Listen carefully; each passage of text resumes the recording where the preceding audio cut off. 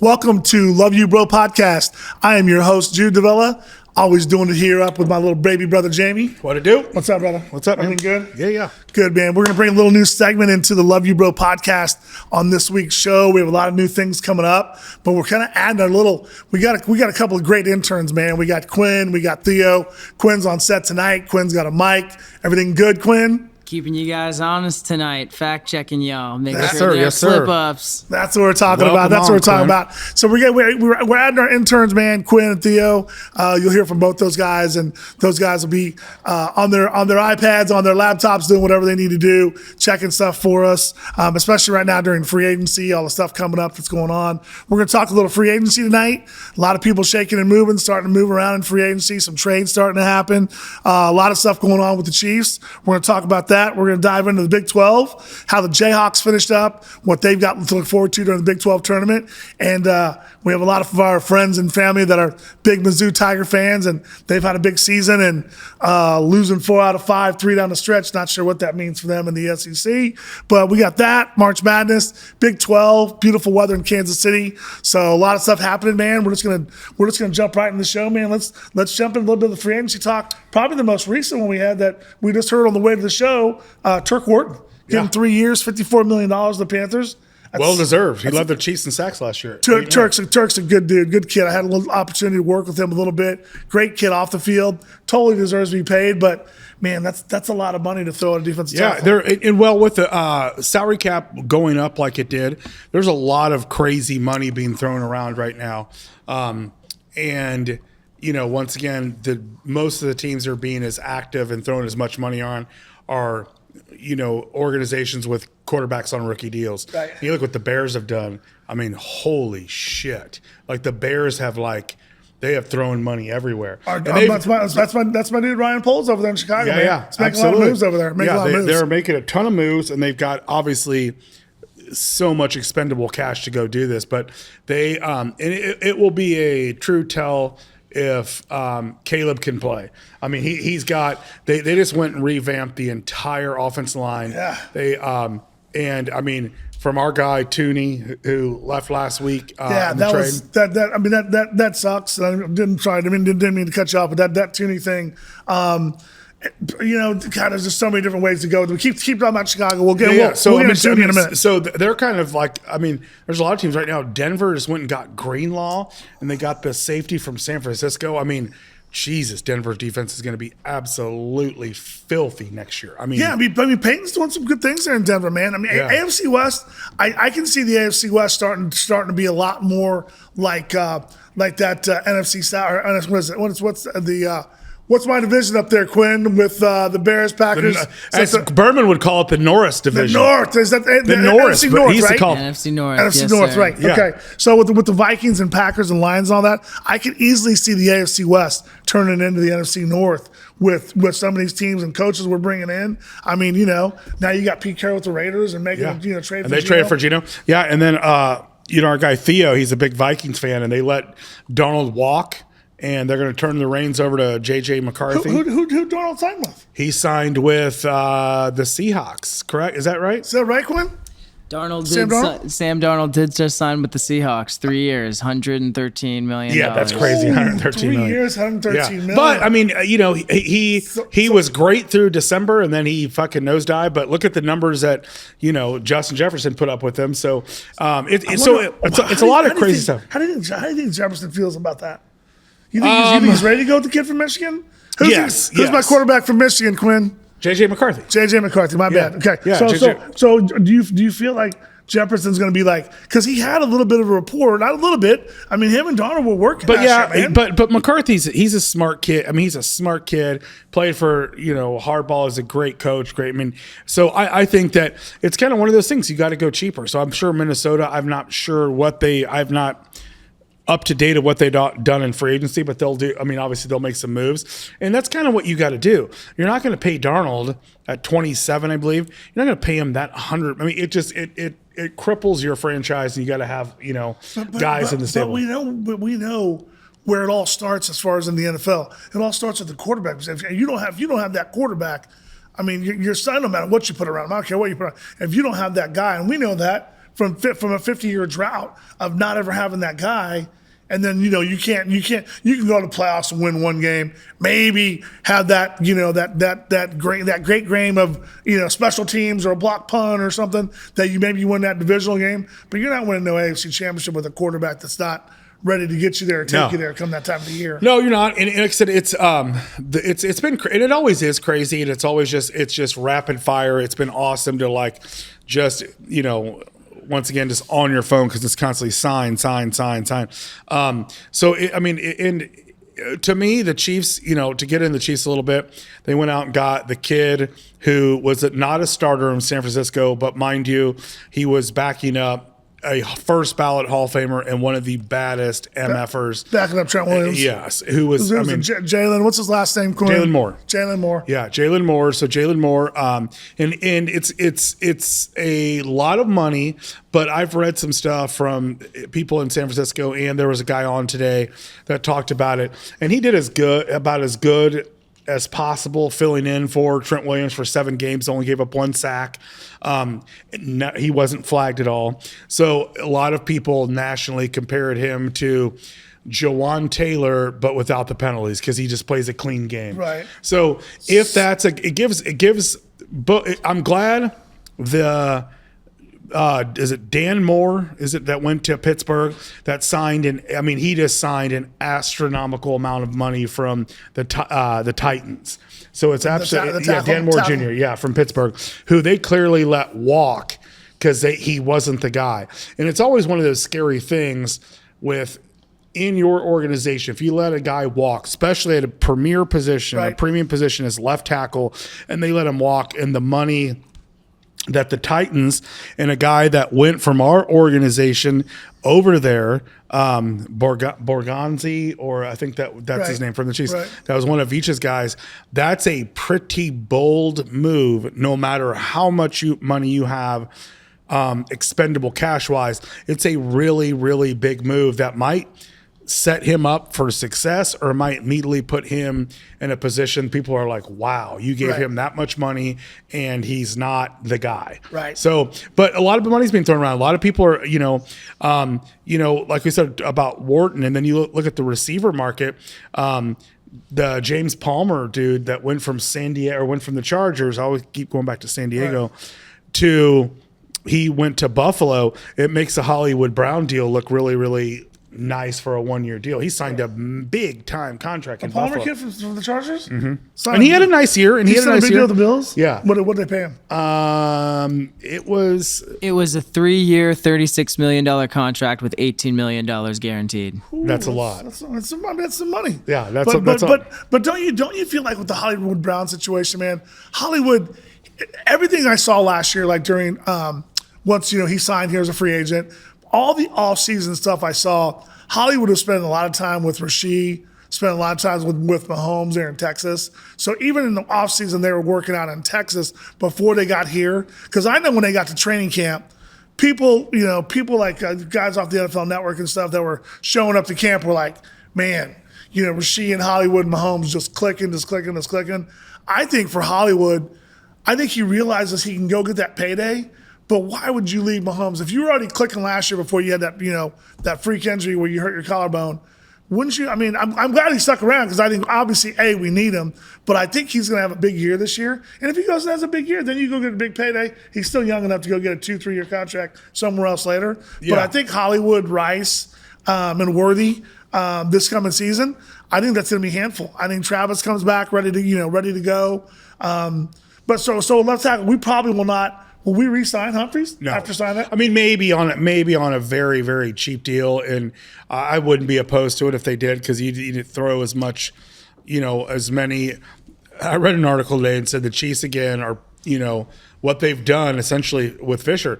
You throw pasta on the wall, see if it sticks. Yeah. And they've, so I don't know. It'll be interesting to see if they bring him, if they sign him. I doubt it. I mean, I doubt they have so many other holes to fill right now.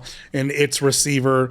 It's, they signed the Mitchell kid from San Francisco, who that's a guy I was like, for so early in free agency, it's a guy you could got in August. But so I don't know about that. A lot of money though. They didn't pay a lot of money, but he didn't play last year, and it's like I just hope it's a direction they're going, that they're not addressing it high in the round of getting a running back that's a true. Like, and Mitchell can catch a ball out of the backfield, but he's never stayed healthy. He's had hamstring, he's had knee injuries, he's had broken fingers. So he's a guy that he hasn't had a year like he had since his rookie year. Right. So I hope that's not that's not their only option to address it, and then they go and sign someone older. They obviously need to get younger, more athletic, more wiggle, more. I mean, their offense has become more explosive. They were this year, I believe they were 16th in points or 15th in points and 16th in total offense. And that, to me, is weird when you have a quarterback like Mahomes and you're just middle of the row offensively. And the fact was they're still 15-1. I know they're 15-2, but to me we didn't play our starters last game. I still look at that as we were 15th or 16th offensively, and they were still 15-1. Yeah, and so kind of for me, with that being said, like, want to move forward with, I don't care what happened last year or 2 years ago or 3 years ago. It's officially starts today. It's a new year, and I know that offense last year looked extremely stale to me. It looked extremely stale. So I hope they surround him and they go, they get draft a wide receiver in the draft. It's a pretty good wide receiver class. Yeah. The quarterback class sucks. So that might mean we don't get the guy. Worthy doesn't happen last year if it's not the quarterback class it was last year. So hopefully this year they do something and they bring in a receiver. Because I would like to see Mahomes with the most offensive weapons that he's had since he's been here. And nothing against the guys that have been here prior, but when you're 15th or 16th in the offense in the NFL, it means you're just kind of league average. I mean, league average. I hear what you're saying, and we have to improve no matter what. We have to upgrade and stuff what we had. But I mean, and I know you're like, well, we shouldn't, can't talk about what we did last year. But I mean, they won back-to-back Super Bowls. And they went 15-1 last year. They got ran by Philadelphia. Totally get it. But I mean, I know they need things to fix, but it's just hard for me to be like, wow, we won back-to-back Super Bowls and we went 15-2 and lost in the Super Bowl and be like, man, we got so much stuff we got to fix. Like, I get it. I understand you saying that, but we didn't just lose. We got the fucking brakes beaten off us in the Super Bowl. So you go to look at it, and offensively right now, they just signed a left tackle, and you're kind of going back. So right now, it's an audition. So for me, it's an audition from going with a first-team all-pro guard to having guys that are going to attempt to play that. Whether it's Kingsley, whether it's Wanye, whether it's Norrad, whether it's Caliendo. So you're throwing options at it. So that's great. Yeah, so you're throwing draft kids you draft. You're throwing draft picks. Yeah, but they unfortunately, they have not drafted well, like offensive line wise. I mean, you look at the projects they've had. Derek Kennard, the kid that came from, he was a third round pick, and I want to say he's Lucas Niang. Okay, Lucas Niang. They Kennard. They've tried. I mean, I don't know. So it'll be interesting to see. But then, okay, defensive line wise, right now you have Dana, Jones, and Karlaftis, George. That's the only defensive lineman you have. Okay, that's the only defensive lineman you have, and I'm sure they have guys in the pipeline that they love or whatever. So that's a lot to address. You lost Wharton. Amenahue, we don't know about Charles, and shout out to Charles. Love him, and I hope he's back. But that's a lot they've lost. And to me, Felix hasn't shown enough to be like, well, he's in the pipeline. He's ready to level up and ready to like go from 2 sacks or 3 sacks, whatever, to an 8-sack guy. So that's a lot to do on that end. Obviously linebacker, it's another big story over the weekend as they re-up Bolton. Nick Bolton, MIZ, man, Nick Bolton, bringing Bolt back, man. I mean, I like it. I mean, I like Nick Bolton. I mean, like I said, you got to pay some of your guys. You can't pay all of them, but you got to pay some of your guys. I like bringing Bolton back. I think he's got some more. Obviously, plenty of good years left in him. Sure, and he's led our team. And it's what we talked. It's what we talked about last week. Is that this organization has a different different course of action of who to pay, and they like to pay interior offensive linemen, linebackers, and safeties. Okay. And a lot of teams do not have that high on their list to pay, but they have gone to 2 Super Bowls with this model. So we'll see what. I was gonna say I hear what you're saying, and I'm not disagreeing with what you're saying. But if you're gonna go and tell me like, okay, our guys, we concentrate on linebackers and we concentrate on the middle of the offensive line. Yeah. Okay, well then show me an organization that has something different, that's got something better, or that's got a better game plan and that's put up better numbers than we have, or more Super Bowls than we have. Well, I mean, Philadelphia, obviously. They've got 1 Super Bowl. Yeah, but I think but they were in it with us 2 years ago. They were with us 2 years ago. So that's 2 out of 3 that they've been to, and they've won 1. We've won 1. But I think we have 3 in the last 5 though. But I'm talking about, you're asking me organization wise, and I'm saying Philadelphia. So Philadelphia. So there's 1 out of 32 teams. Yeah, who else? I think that Buffalo will. I mean, they signed their big D end, or their big outside guy, edge rusher. They signed him to a pretty big deal. So I mean, it's to me, I understand what you're saying, but I also understand that there's like, I don't know. To me, I think you can find linebackers at a pretty high clip, and they kind of come and go. There's guys you can get in the 4th and 5th round who, to me, love Bolton, love Miz, love Bolton, love what he's done. He almost was a Super Bowl MVP, but Bolton to me he's not very versatile. He's a downhill middle linebacker that'll come and thump you in the hole, but he's not versatile. He doesn't rush the passer. He's not good in coverage. It's just a very one-dimensional great, and I'm happy to have him back. I think it's phenomenal.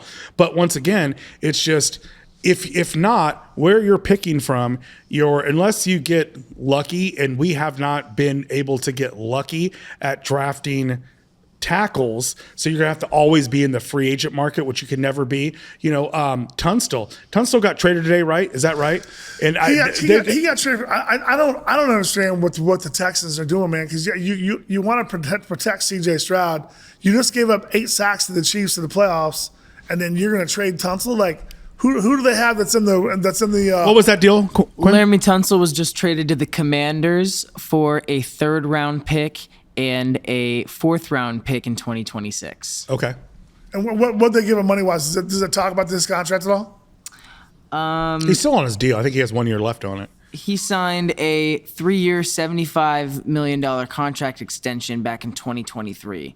So he's got 2 years, that'll be just 1 year left. Just 1 year left. He'll just have 1 year left on that deal. 1 year left. So they probably trade him, and they're going to give him Washington will give him an extension. Yeah, and that kind of free up space. And like you said, with Washington, they can do that because they got Daniels on that rookie, on his rookie contract. Yeah, but back to I mean, how does that help the Texans though?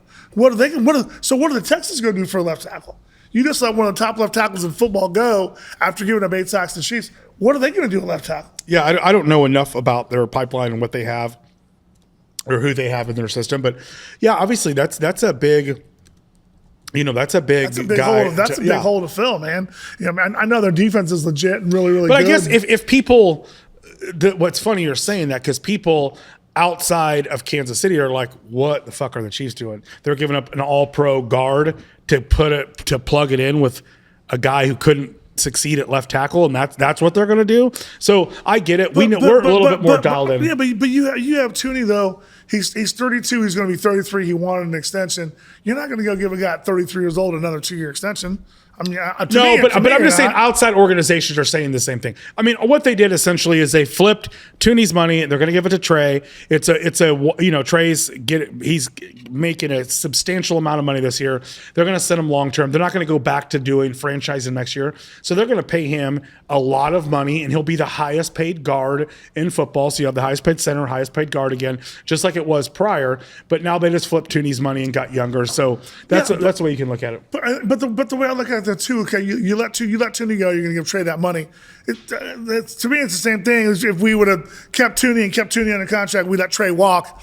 We're still going to have to fill that guard position. Right, I mean, but you were saying what are the Texans thinking by releasing the best left tackle? But that's what outside sources guaranteed are saying.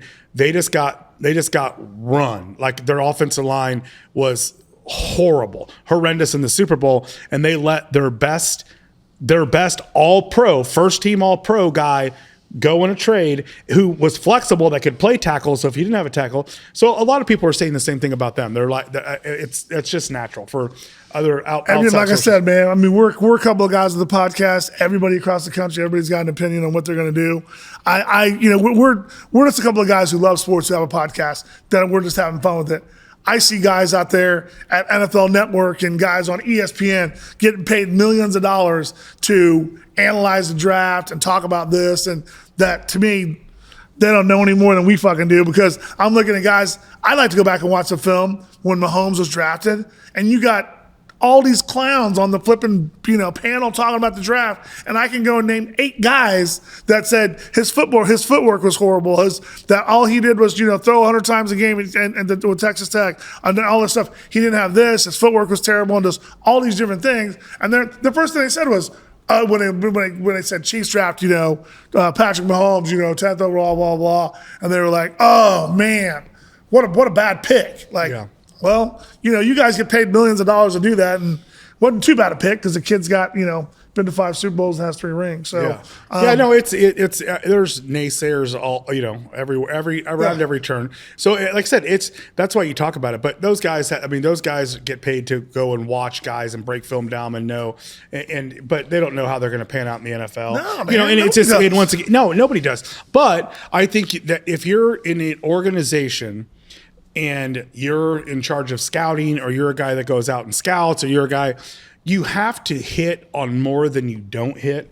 So for me, I would rather have consistency in a draft and have 2 or 3 guys or 4 guys that contribute every year in some sort of capacity than have 2 stellar drafts, but 4 or 5 that are just okay, and you get a guy that's a possible starter, and he's for myself. And that also extends the longevity of your squad, especially when you're paying through the nose for your quarterback, your tight end, you have to do that. So like I said, I just hope they have a draft this year. I get it, but for 32 teams to draft, if it was that easy, you would have 32 guys that's killing it, and you don't. You can go and pick every team and pick their draft class apart of who they picked and who they selected, who was left, who made the squad. I mean, it's easy to be an armchair quarterback. No, it is, but I would love to, because yes, I think also it is in the way, and I could honestly say, I would definitely be a guy that doesn't pay someone a 3rd contract or a 2nd contract. That's the 100. Easiest way to do it. That's the easiest way. But back in the day, how did Belichick do it with New England? He never paid anybody over 30. Well, once those guys hit 30, they were gone. He didn't care who it was. Yeah. He never paid a guy over 30 years old. Yeah, they got rid of quite a few. Remember all those linebackers and safeties and Ty Law and all those guys that they had? Willie McGinnis. All those guys. As soon as they hit 30 and they were like, hey, we want that huge contract, Bill Belichick would be like, hey, man, I know you won a couple rings here. Thank you. I really appreciate you being here. Yeah. I love you. We'll always be family, but got to go. Yeah. And he's had people just, No, so like I said, it's awesome, though, but it's so fun, and it'll only get better. There'll still be some probably deals that get made in trades, and some people that go. I was a bit like on the deal that just happened, of why it was and the only thing I can think about is it was a pick next year, was that we weren't going to get. They were saying, hey, we'll give you a 3rd next year. It's a 4th this year. But I don't know why because it seems our deals, like the Snead deal, it was another year you had to wait. And I don't know. We didn't have to wait when we traded for Frank Clark. We didn't have to wait. It was immediate deals that got immediately exchanged, and picks were that year. So that's a weird thing to me, that it's just always we have to wait the following year. I keep thinking on that deal with Tooney that one for next year they're going to use somewhere in the draft. Either slide back and gain more picks, or slide up and get somebody and say, hey, we got to do that. That's a hard ask, though, when you're doing it for – I don't know a lot of teams that do it. I don't know a lot of teams that trade the following year's pick when the draft's about to happen. So, I mean, I don't know. That'll be interesting to see why or how that was. Like I said, If they said, hey, we'll give you a 4th this year, or you get a 3rd next year, and they're like, we'll take it, because they don't have the picks they gave up for the guy Uche that couldn't touch the field this year, and obviously the pick for Hopkins that they strategically did that where he didn't so it turned into a later pick. And, Right. So no, it'll be interesting. It'll be interesting to see where all the teams within our organization. Like I said, I know, not even on paper, but just from last year, Denver got significantly better on defense. Yep. I mean, they got significantly better. The Raiders got obviously better in the quarterback room, but they don't have a lot of weapons. So, but obviously it shows they can go get a absolute stud wideout, or they can go get one of the top running backs in the league, because they're not going to draft a quarterback. Hats off to Max Crosby, man, for getting paid, getting his money. Raiders throwing a big contract to him. Yeah. They were not going to let him get out of Vegas, man. They weren't letting that happen. No. And a couple of shout outs, man. Shout out to our guy. I know we've put some clips up, Quinn, on shout out to our guy Mitch Morris, man, part of our Love You Bro family here, retired from the Jaguars. So I sent him a text message today. He retired, put his retirement post up, and he got back and was like, hey, I'll be coming back through Kansas City. So maybe we'll be either able to get him on in the studio or have him call in or whatever, check in with us, whatever. But hats off to Mitch, man. Absolutely. Congratulations, brother, man. Love you. Congratulations on an amazing 10-year career, man. And Kansas City still loves you. Love You Bro podcast loves you, bro. So we'll definitely want to get you back on, Mitch. So shout out to you for that. For sure. I'm wearing my Homebred Legend hat tonight. So shout out to Eric Jones and what he does at Homebred. Eric's a guy that one of Kelsey's right-hand guys that has the company Homebred Legend. So hopefully we'll be able to do some stuff back and forth with Eric in the future. Sure, absolutely. At Homebred. So shout out to A for what he does. We're over going to take there. a little break, but then we get back. We can still talk a little free agency, but we also talk about Big 12, which is happening right now. Yeah, man. It's about to happen. So it's supposed to be awesome weather, God, man. The Weather's gonna city's be like beautiful. electric today, just coming down here. There's so many people. Daylight savings just happened. People everywhere. People walking their dogs, running. People at happy hours. It's an awesome time of year. This is one of my favorite time of year, from the Big 12 tournament into the NCAA tournament. Yeah. It's just like, and what's awesome is that Thursday, which I hope, and we'll get into it, that we can either beat Central Florida, who I want to talk to you about Mahajer, that is in town. Central Florida and Utah, we'll play the winner of that. But if we do, you could have Thursday night, Missouri plays at like 6 and we play at 8 o'clock. So just all the bars and all the bustling. Yeah. It hasn't been like that in a long time, that people will be excited out and about doing their thing, and beautiful weather once again. So it'll be fun. It's supposed to be 70 degrees all week long. Yeah. Jessica and I were just talking earlier, and I asked her, I said, do you want to go to the KU game, Wednesday night? And she was like, I would rather go down 2, 3 in the afternoon and see all the pep rallies and all the stuff, and grab some beers around P&L, and then come back home to watch the KU game at 8:30. Or if the weather's so nice and stuff, stay down there and watch it up on the big screen or whatever. But that's awesome. We're gonna make our way sure. on Wednesday. We're gonna make our way out. We can touch base and all that when we come back. We're gonna make way on the way down there and check out the weather, teams, Mizzou, Kansas, Big 12. So a lot of stuff going on. We'll take a break and then we'll come back and finish up. Perfect. Basketball stuff. That's what's up. Hey guys, thanks so much to our sponsors who give us the opportunity to be able to bring you a show every week with our production team and stuff. So shout out to our sponsors. Our main one, who's kind of our home resident sponsor, Proactive Solutions. Dean and Natalie Thede over there. Thank you guys for what you guys do. So we'd like to thank Proactive Solutions. It's been delivering infrastructure solutions and IT design and consultation services to clients ranging from startups to Fortune 100 companies for more than 27 years. They are proud to be a Kansas City locally owned and top woman-owned business, offering custom solutions and personalized support.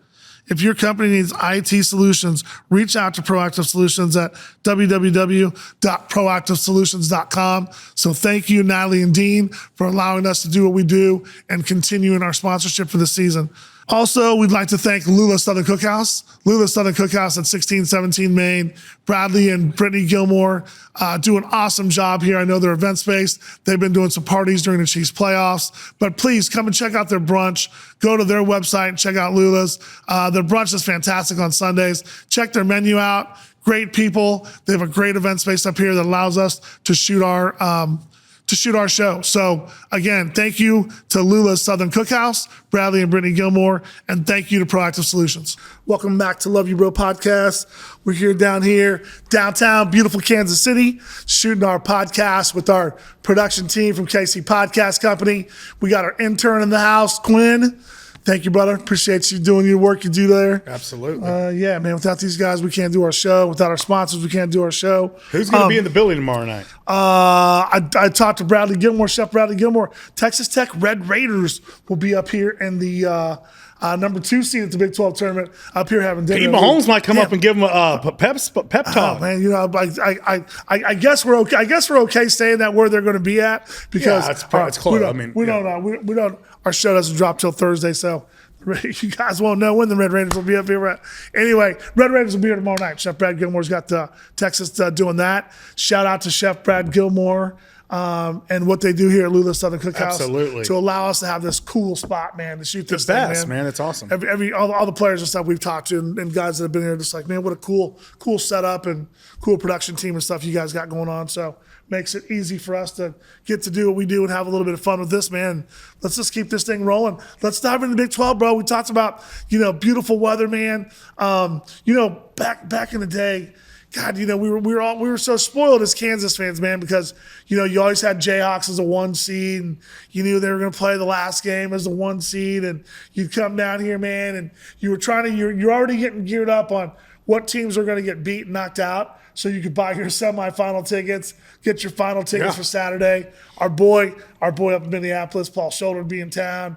We'd be rolling out there with Shoulder and doing our thing, checking the tournament out. So one of our favorite times of the year. I mean, obviously, Big 12 tournament this week. Next Sunday, you'll have the selection show, which will be a blast. We always love watching that. Love it. It's one of my favorite things. Doing that, and March is here. I think tomorrow I'm going to actually get some work done in the morning. I'm going to slip away tomorrow afternoon, and I got a tea time at 12:30, so I'm going to play some golf tomorrow. So going to get out and do that. But March, what a great time. Let's dive into a little bit, man, just the home cooking here. K-State's probably not going to – they're probably not going to be in the tournament, huh, K-State?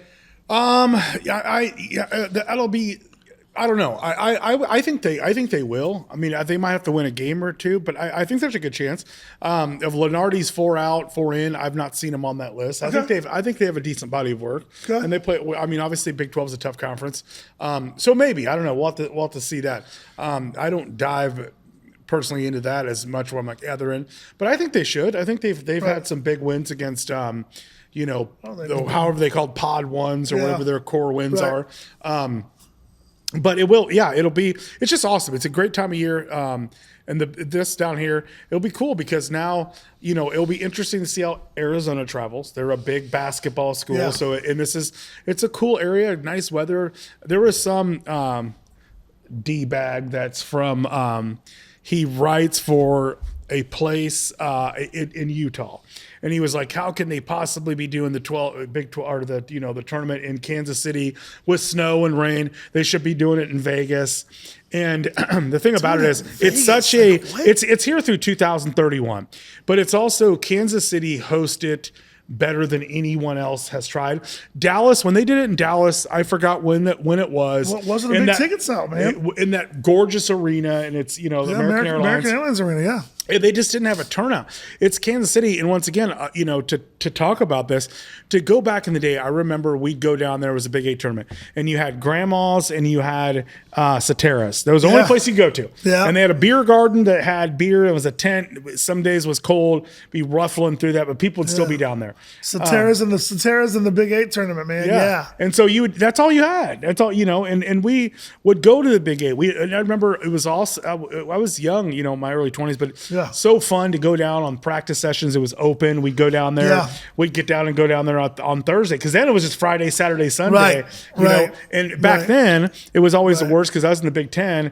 After KU back then would win, they'd go sit in a suite and watch where they were going. Selection Sunday. Yeah, and then immediately ship off to where it was. But the Big 8, and some of the great tournaments and great, back then when it was Iowa State, Jeff Grayer, and Missouri with Chivas, and K-State with Mitch Richmond and Henson, and Colorado with they had a stud. What's that? Were we in T-Mobile when the old man from Iowa State wanted to beat you up in the bathroom? No, so there's both. Yes, that. Yeah, it was. We were upstairs at T-Mobile. But then it was that. But then the old man at Texas too wanted to fight me. That was Kemper. Yes. That was at Kemper. That was when Texas first came over to the Big 12, and I think we were rolling Texas or whatever. But it was supposed to be a great game. Great atmosphere, right? They had a and that big time booster from Texas rolled around, and he told Jamie, he said that Kansas can never beat Texas in football. Asked Jamie, you don't want to play us in football, and Jamie told the old man, he said, hey, why don't we throw a football to you out here in the parking lot? Yeah, the parking lot was like, no, but yeah, it's just always been fun and been such a cool atmosphere. Like I said, Kansas City just does it well, and the Power and Light, they do a great thing. And speaking of Power and Light, shout out to Mr. Combs for doing what he's doing. He's got a big thing going on right now, right? And he's he's been such a big part of that and a big staple of making that thing right. And we have to get him on the show. Yeah, sometime, man. No, we will. We'll bring Eric on, man. Resident DJ at Mosaic. Chef DJ, resident DJ at Mosaic. Eric Coombs, man. Eric's a good friend of ours. He's a stud, man. And he's done so much for this city and putting us on the map and doing a good job. They said that place. They did the grand opening. He invited me down. He sent me an invitation for Friday. They did a deal Friday for his birthday. It was a VIP deal for Friday to come check the place out. Saturday was a grand opening when they did that, so didn't have a chance. I've heard and people talking about it, getting on sidetracked a little bit, but it looks amazing, and it's all the pictures, everything I've seen. So we should definitely when we break over the Big 12 tournament, we'll text Eric and shoot over there and do that. And take a look at it. For sure. Maybe we get Mosaic to jump on and be one of our sponsors for one of our shows. Absolutely, man, for sure. In this, it's going to be such a fun tournament, man. I mean, it's loaded. I mean, it's not as top heavy and loaded as SEC. SEC is disgusting. It's disgusting. How about that Alabama Auburn game Saturday? Yeah, I mean that was it's crazy because the Iron Bowl in football was such a thing. Now it's like the Iron Bowl in basketball. Yeah. It's like holy shit, and those fans are rabid and passionate. Man, yes. And they like obviously Auburn can't fucking stand Alabama. It's like and it's not like those fans are they're brutal, man. Yeah. It's not like it's just different. It's different. But anyway, Houston is legit Final Four contenders, if not national championship winners. Iowa State can make a run. BYU is a team that can do shooters, something. Man. They can shoot from the outside. They got some shooters. Yeah, Texas Tech, who we discussed earlier. Yeah. I mean, there's a handful, and JLX, I'll never count as that. I always think we have a chance. I just want to get the first one on Wednesday, and whether it's Utah, right? Whether it's Utah or Central Florida. I think one of the disappointing things for me, and this is the first time we've ever really seen this in Kansas. The last 20 years was Self. To me, it's the first time we've ever seen this. Obviously you have your spurts where you see them for 3 to 5 minutes and think they can play with anybody or beat anybody in the country. But then when they go on those 3 to 5 minute spurts that they look like they can lose anybody in the country and not fight back or almost quit or give up. Just the way they looked at BYU and at Utah. I don't know if it was a trip, the long road or whatever it was, but they just didn't look like they were, buying into everything. So that's been the disappointing part. I don't know if quit's the right word. I think it's just like everything that could go wrong went wrong, and they didn't have an answer. But I will say this, against a really good Arizona team, and mind you, they've tailed off towards the end of the year, but a really good Arizona team that's well coached and has a lot of dudes on that squad. They were up big. It got close. It got within a bucket, and then Arizona took the lead from it, didn't they? They did. I think it was a possession, and then but they kept at it, and then they pulled away and did. So it's positive sign, like positive things like that, and little things that they have to build on.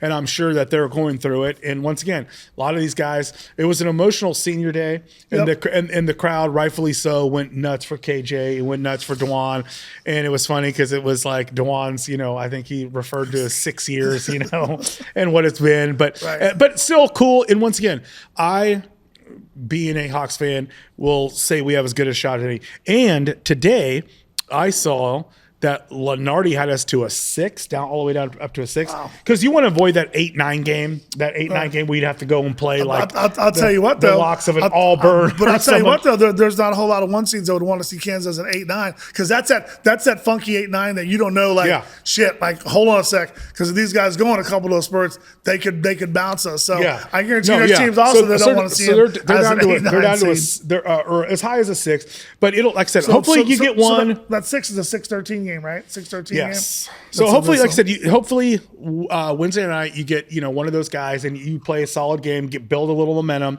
and then obviously I'd love to see Utah. Thursday night. I'd love to Thursday see night you could have Utah. Arizona again, which would be a lot of fun, and then Friday night it could be the likes of KU, Texas Tech, Iowa State, Houston, something like that, which would be a like. So for Kansas to win it, they would have to win 4 in a row. They'd have to beat Utah or UCF on Wednesday night. Yep. And then they would have to beat more than likely Arizona on what it would be Arizona. Arizona's got the 2 byes. Had to be Arizona on Thursday, then a Texas Tech on Friday, to Houston on Saturday. But you know what though? Probably not going to happen. Well, listen. Look what North Carolina State did last year. They did that in the ACC tournament. Yep. ACC tournament. They did. And then it was a North Carolina Made State the Final team. Four, right? Made the Final Four. Went all the way to the Final Four. So right. not to say it's going to happen, but it can happen. And it's happened as recently as last year of winning those 4 days. So you don't know, but I'm pumped. I can't, like I said, I love this time of year. Yeah. I'll be pumped. Wednesday night, I'll try to get out of work a little early. And, I cannot wait to sneak out and then sneak down on Wednesday. Yeah, and then Thursday, and like I said, Friday night could be as big, like because once again, Texas Tech will travel because they're hot right now. They're top 10. Houston will travel well. Yeah, Houston always travels Texas well. Tech. And then you get Iowa State that they're already taking over. Iowa State, they're probably already boozing at Kelly's tonight. Yeah, they're probably at Kelly's right now. And then Kansas, but that would be a badass Friday night session, man. That would be Houston, Iowa State. Yeah. It wouldn't be Arizona. Oh, maybe Kansas, Texas Tech. No, because Texas Tech would be the 2. We'd have Houston on Friday night because it'd be 4. Aren't we we're not even the 4 seed. Quinn, can you check that? Like for that seeding? No, because we would come in and we'd be playing Arizona. Arizona would be the 3 seed, right? So it would Arizona's a 4 seed, aren't they? No, Arizona's a 3 seed. Texas Tech's 2. Houston 1, Texas Tech 2, Arizona 3, Iowa State 4. That's what it is, isn't it, Quinn? Tournament. Houston sits at the number 1 seed. Texas Tech sits at the number 2 seed. Arizona at 3. BYU at 4.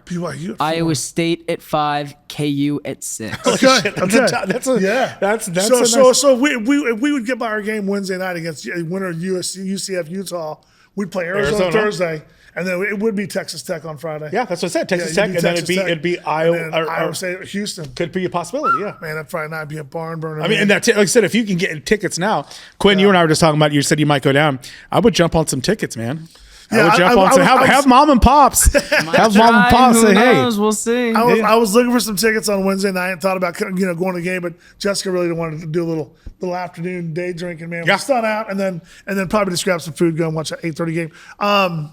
But yeah, I mean, being super excited for this tournament. Let's talk a little bit. We got to talk about the guys on the other side of the state line, which a lot of our family and friends. We have numerous family and friends who are the big MIZZOU lovers, man. They sit on the other side of the state line. We don't like them. We don't root for them. But Mizzou's they're fun to watch, man. They remind me a lot of Norm Stewart's teams he had back in the day. Those Detroit teams he had. They're long. They've got some scrappy kids. The Mitchell kid's fun to watch. He's a scorer. They've got some scores, and it's also kind of fun because they've got some kids from this area. So it's fun to watch those guys. But I know just from watching sports as long as you have, you sure don't want to go in the tournament losing 4 or 5. Losing your last 3, I don't care what anybody says. Yeah. That's a bad feeling, man. When you're trying to get right at the tournament, that's not. But I will say this about them is that they have not been blown out. No. So it's like they've been in all these games. Yeah. So it's like they should still have confidence. They should still have confidence they can play with any of these teams, in the SEC. It'll be interesting to see what they do for sure. But they'll be a tough out. Yeah, they'll be a tough out because it's one of those things like for them, it's like possession game. They come out empty possession. Yeah. They come down. It's like so it'll be fun. It'll be fun to see what they do. But like I said, Thursday you could have MU at 6:00. and then KU that night. So the city yeah. will be awesome. Yeah. It'll be fun, and people doing plans. City will be buzzing, man. I didn't get a chance to watch the Arizona game Saturday. I was at a men's retreat there at Queen for the weekend, so it was great. It was, like I said, it was a great game. It was a great game. It was a high energy game.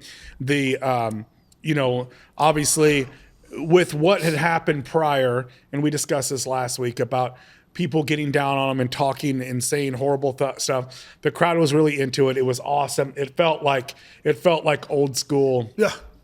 It felt like old school Allen Fieldhouse. And they gave him reason to, for me, optimistic, because once again, look at some of the losses that we have. Okay. And once again, 2 times we were in the Houston game.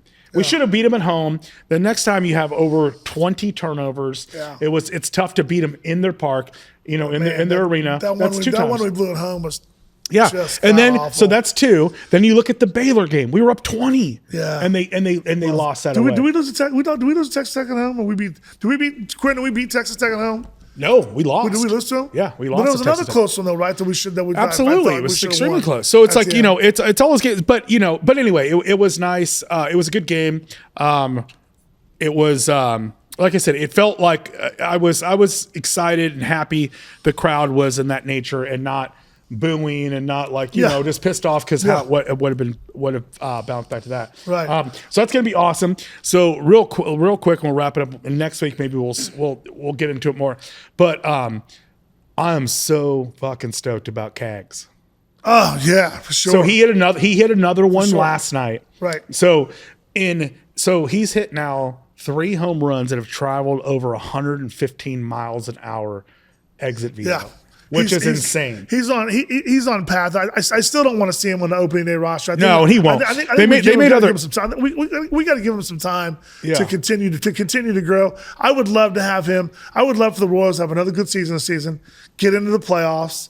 And then, I'd love to see him up this year, but later this year. Later this year. But I'm saying have the Royals get into the playoffs and then figure in the offseason what they're going to do and know that opening day 2026, Cags is in the lineup. Yeah. That'd be the way I would like to see it, man. It would, right now they made cuts today, and he's like, and he'll probably be one of the last guys, that they go, and rightfully so, and he's raking. It would be awesome to see him start in double A and start working on playing at corner outfield position, right field, or whatever that is. Do you think that's where you got to put Cags? That's exactly where they're going to put him. There's no other. There's not. Why couldn't you put him in first and DH Vinny? Well, then, you could, and he might see some time there, but he's obviously played first. He's obviously, could do that. But I think you got to try to find right field, get him some reps out there. Will Salvi still be around for us at 26?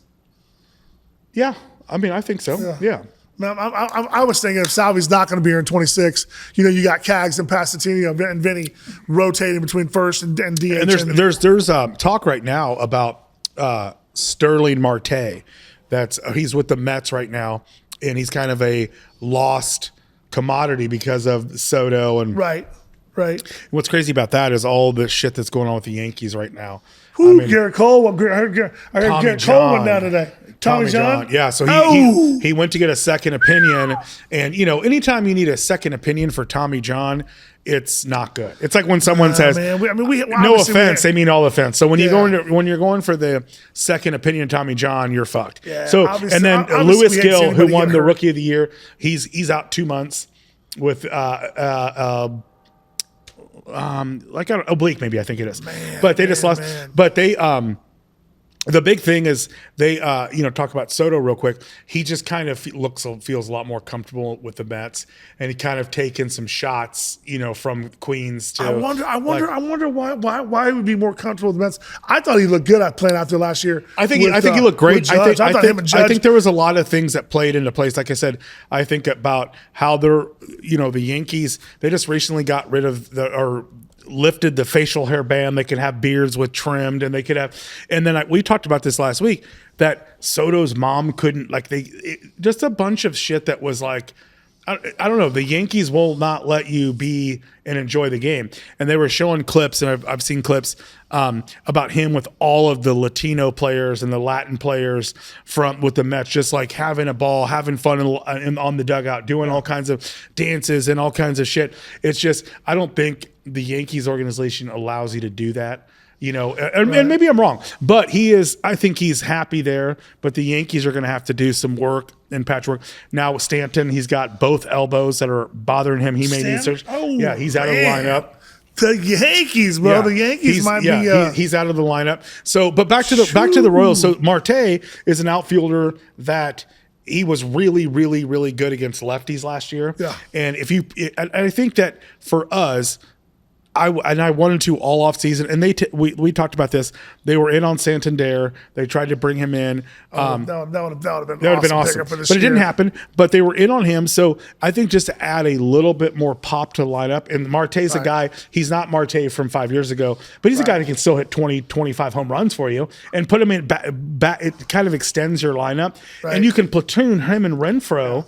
And or Melendez, he's one of your corner guys. He's playing most nights, and either Melendez and he was massive against lefties last year. I heard a really cool interview this morning on 810.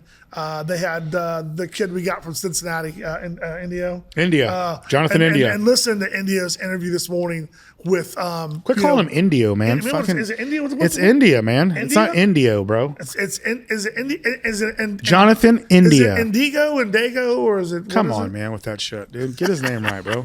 What is it? Jonathan India? Okay, so anyway, but his interview was really cool this morning. He talked about coming over from Cincinnati, and he talked about wanting to be that leadoff guy because he gets on base a lot. He goes, setting the table for our boy Bobby Witt, passing for Vinny Salvi, bro, that could be a pretty effective. Oh, dude, he is a yes, and that's awesome. And they needed a leadoff hitter. That last year they lost so much without having a leadoff hitter, and they tried a lot of things.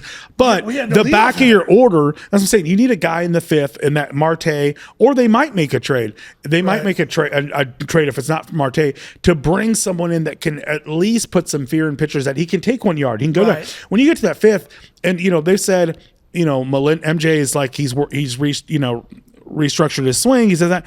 So, and I like him. I like MJ, and it's a guy that went from catcher to playing outfield. He's athletic. Yeah, but when you can't bat 217. No. You can't. If you're gonna bat 217, you better hit 30 home runs. Jorge Soler hit 41 home runs. If you're batting 217, you better hit 30 home runs. But so it'll be fun. But opening day, we talked about maybe getting out there opening day. We'll try to figure something out if you're not too busy opening day. I've already kind of pencil that into getting out there, but it'll be awesome. It's I believe we open the Indians. Is that right? Indians, on opening day, take a look, Quinn, and let us know what that Royals it's a Thursday, March 27th. It's a Thursday at 3 o'clock game, and so it's we have that Thursday, and then it's we're off Friday. I'm laughing because Big Rob calls the second game Mexican opening day. Opening day will be played against the Guardians, and Jude, his last name is in fact India. Jonathan India, yeah, Jonathan India. But so we open up Cleveland March 27th, right? Thursday, March 27th. Open up at the conference stand. Yeah. So that'll be good, man. Hopefully weather's good. But, man, we have a lot of basketball to watch between now and then. I can't wait, man. It starts tomorrow morning. You know what does suck, though? I will say this before we sign off. All of the Big 12 games are on ESPN Plus tomorrow, which is bullshit, man. It is. Because if you don't have ESPN Plus, you can't even watch the games tomorrow. But if you're a Big 12, but I think all the tournaments start. Right. All of the tournaments start, but it just sucks, especially for pops, that wants to watch it. It's like all that streaming. Actually, he has my ESPN, so it'll be fine. But people that don't have are not streaming it just sucks. You won't be able to watch the local tournament. That's kind of a bummer. Yeah.